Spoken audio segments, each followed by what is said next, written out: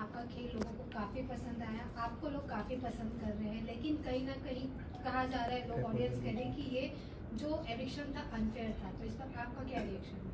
बिल्कुल सही कहा जा रहा है। ये जो एविक्शन हुआ है, मैं एविक्ट हुई हूँ इस गेम से, वो अनफेयर था। मुझे इस गेम में अभी और खेलना था, मैंने तो खेलना स्टार्ट ही नहीं किया था।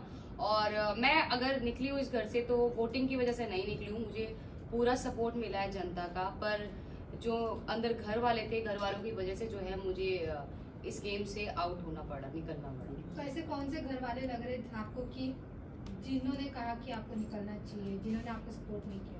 जी, सबसे पहले दीपक जी, क्योंकि उन्होंने मुझे नॉमिनेशन की उसमें डाला था, और दूसरा नेजी भाई। और नेजी भाई का मुझे बुरा नहीं लगा, क्योंकि उन्होंने कल के एपिसोड में बोला है कि मैं बहुत मतलब मुझे बहुत बुरा लग रहा है कि पायल मेरी वजह से गई है, और शायद मेरा वो डिसीजन गलत था। तो जो एक थोड़ा सा दुख था मुझे भाई को लेके कि उन्होंने ऐसा बोला, वो अब क्लियर हो गया कि उनको ये एहसास हो गया कि उनकी वजह से आज मैं उस गेम में नहीं हूँ। पर दीपक जी के लिए मुझे बिल्कुल भी सरप्राइज नहीं हुआ, क्योंकि वो ऑलरेडी अपने दिमाग में ये चीज बैठा के बैठे थे कि ये 3 लोग एक ही घर से आए हैं और इनके 3 वोट एक साथ हैं, ये मिलके खेलेंगे। उन्होंने हमें इंडिविजुअल देखा ही नहीं, और वो चाहते ही नहीं कि हम इंडिविजुअल इस गेम में रह के खेल सके। वेल, आपने दीपक जी की बात करी, मैं बात करूँ नीरज जी की। उन्हें ऐसा लगता है कि दीपक एज अ विनर निकल सके। वो बहुत अच्छे प्लेयर है, जस्ट बिकॉज वो अभी व्हील चेयर पर है या उनका फ्रैक्चर है, इसी वजह से वो अपनी गेम को ज्यादा एक्सप्लोर नहीं कर पा रहे। क्या कहना है आपको इस बारे में?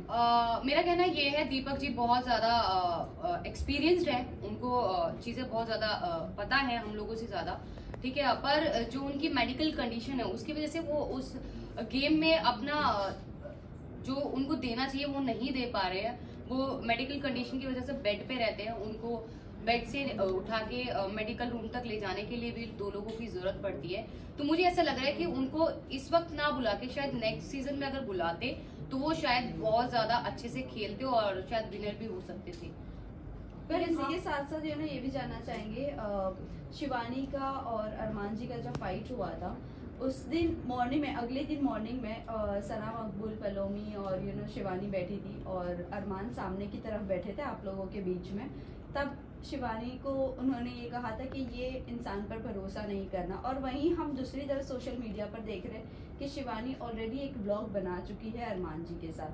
मतलब वो उनको पहचानती है 2 साल पहले की। वो 2 साल पहले एक्चुअली क्या था कि हम लोगों की ग्रैंड मैरिज हो रही थी, मेरी और अरमान की। मेरा सपना था जो वो पूरा कर रहे थे, तो उस ग्रैंड मैरिज में शिवानी ऑल्सो इन्वाइटेड, वो इन्वाइटेड थी। उस टाइम तकरीबन उसके 1.5 मिलियन या 2 मिलियन सब्सक्राइबर थे यूट्यूब पे। तो वो हमारी शादी में आई थी इंजॉय करने, तो वो 2-2.5 साल से हमें ऑलरेडी जानती थी। जी जी। वेल, अभी ये जो उन्होंने कहा है कि इन पे भरोसा नहीं करना चाहिए, वो बहुत शातिर है। क्या कहना चाहोगे इस चीज को लेकर आप?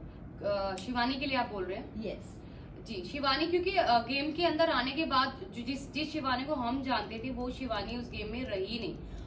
वो मतलब कहते हैं ना, वो पहले से प्लान करके गई है, मुझे ये करना है तो मैं कैमरे के सामने रहूंगी, मैं ज्यादा दिखूंगी, तो वो वही काम कर रही है। वो अपनी भाषा को लेके बार बार बोलती है कि मेरी भाषा लोगों को समझ नहीं आती।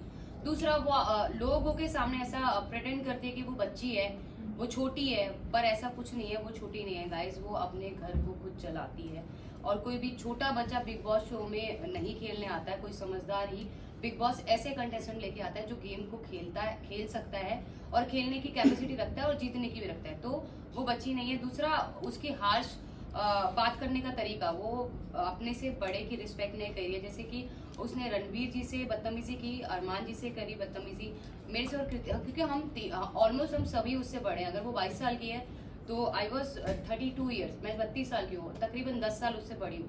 तो उसने सबके साथ जो है बहुत रूड तरीके से बात करी, और किसी को भी अच्छे से बात नहीं करती है। वेल, कई लोगों का ये भी कहना है कि हमें दूसरी मनीषा रानी नहीं चाहिए, एक ही काफी थी।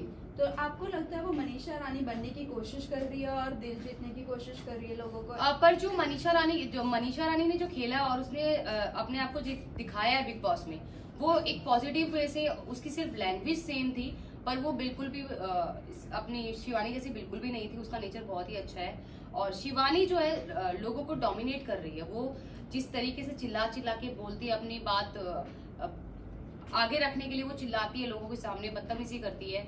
जैसे बहुत सारे लोग, ऑलमोस्ट सभी लोगों से उसकी सिर्फ चंद्रिका और सना मकबूल और विशाल, शायद विशाल से भी उसका झगड़ा हो चुका है। ऑलमोस्ट सभी घर वालों से उसका झगड़ा ऑलरेडी हो चुका है।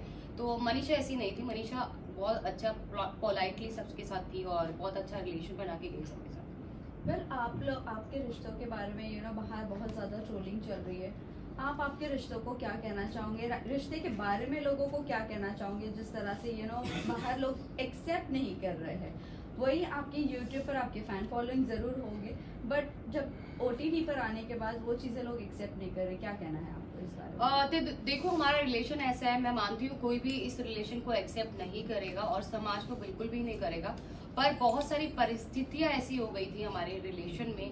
हम लोग तीनों 1-1.25 साल के लिए अलग भी हो गए थे, हम सेपरेट भी हो गए थे, वो भी करके देख लिया था। पर जो बहुत सारी परेशानियां, तकलीफ हमने झेली है, मरने की कगार तक हम तीनों पहुंच गए थे, पर उन सबको समेट के हमने वापस अपने रिलेशन को बनाया है और इस रिलेशन में आज इतना प्यार है कि दुनिया की कोई भी ताकत हम तीनों को अलग नहीं कर सकती है।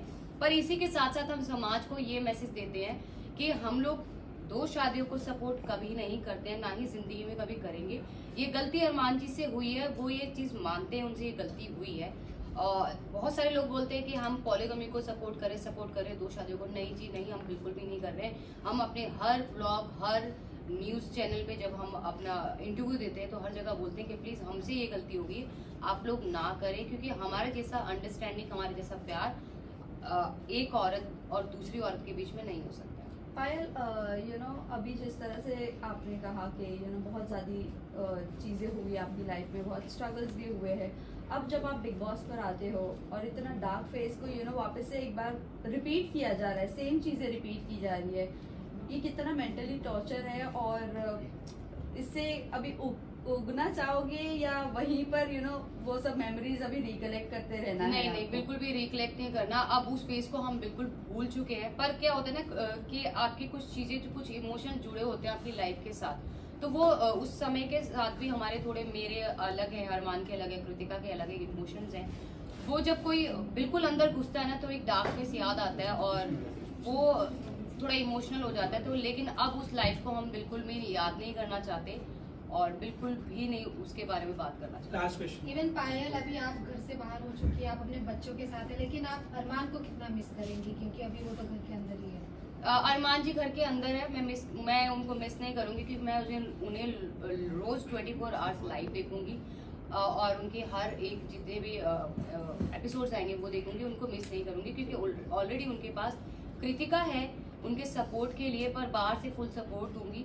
जितने भी लोग मुझे यहाँ पे देख पा रहे हैं, आप लोगों ने मुझे बहुत प्यार दिया, मुझे बहुत सपोर्ट दिया। मुझे पता है मैं जो है नॉमिनेशन मेरी अगर हुई है तो वोटिंग की वजह से नहीं हुई, मुझे फुल सपोर्ट मिला है घर वालों की वजह से मैं बाहर आई हूँ। मैं यही कहना चाहती हूँ जाते जाते कि आप लोग जी भर के, दिल खोल के अरमान और कृतिका दोनों को वोट कीजिए और उनकी आगे की पर्सनैलिटी आपको जो है गेम में देखने के लिए मिलेगी कि वो जेन्युइन है कि नहीं। वन लास्ट जाते जाते लास्ट क्वेश्चन, जिस तरह अभी आपने मेंशन किया था, एक प्यार को पाने के लिए आपने अपनी फैमिली को खो दिया था, अब आपकी फैमिली का क्या फीडबैक है जब बिग बॉस से बाहर आ गई हो? मेरी फैमिली का कोई फीडबैक नहीं है और मुझे नहीं लगता कि उनको मेरे फेम से, मेरे पैसे से कोई लेना देना है, क्योंकि ऑलरेडी फेम मेरे पास है, लोग मुझे जानते हैं, मेरे यूट्यूब से, मेरे इंस्टा से लोग मुझे जानते हैं। अगर ऐसा कुछ होता तो वो 13 साल में वेट नहीं करते मेरे पास आने के लिए। तो बिग बॉस OTT से उन लोगों को कोई फर्क नहीं पड़ने वाला। Thank you so much. Thank you. Photo